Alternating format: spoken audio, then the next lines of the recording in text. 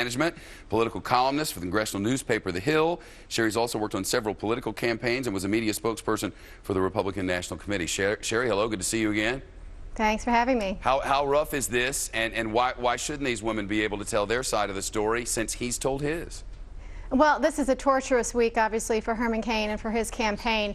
I think the confidentiality agreement was probably breached by someone at the National Restaurant Association. I know there's been accusations that Herman Cain himself has done that, maybe inadvertently, but clearly someone there provided something to the Politico reporters who did this story. So at this point, I don't know if it's fair to say it's a tit for tat. I think the women should be able to keep their anonymity. I don't think they went to the press, but I do think that maybe it's fair at this point, better for everybody to get this out there. The Cain campaign should do that, but also National Restaurant Association, they should be able to put out the documents that were filed from 12 years ago, Shep, that give the basic information without letting these women come out there now or having them have to come out now, and particularly if someone's going to get a book deal or 15 minutes of fame or something like that. I think what's important is the information from 12 years ago. Keep the names of the women silent and just get through this, get this out of the way. One of the reporters who broke this thing was on TV on another network last night, said he'd been working on this story for months, said that the Cain campaign had known about this for weeks. What does that tell us about the status of the Cain campaign organization?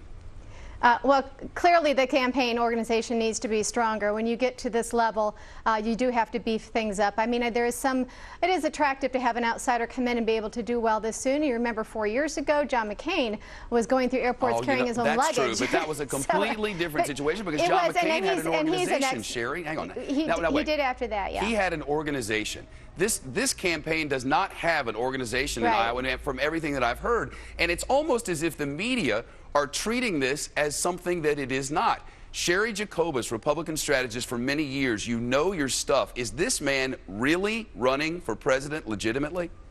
I think that he had a real shot at being on the ticket, probably as vice presidential nominee. I think the way, whether he's guilty or innocent of these charges, Shep, I do think the way he's been handling it and the way his campaign has mishandled this certainly should have an impact of people looking to see if he is ready for prime time, to be honest with you. But is it your sense that he's really running for president, or is he running to sell books? This is a fair question, isn't it? I think that you have to take him at his word that he's running for president, and the fact that he's done so well in the polls. I'm not going to accuse anybody of just trying to sell books. I don't think that you step into a presidential race and be completely disingenuous about it. That's a real stretch. Fair enough. Cheri Jacobus, it's always great to see you. Thanks very much. Thanks. All right, the economy now. It's a mess in Greece today, a big mess, and there's still a chance that the country's economy could collapse, meaning Greece could go bankrupt. And that would make a disaster here. But the U.S. stock market rebounded today, thanks in part to some better than expected reports on the job market. Let's get over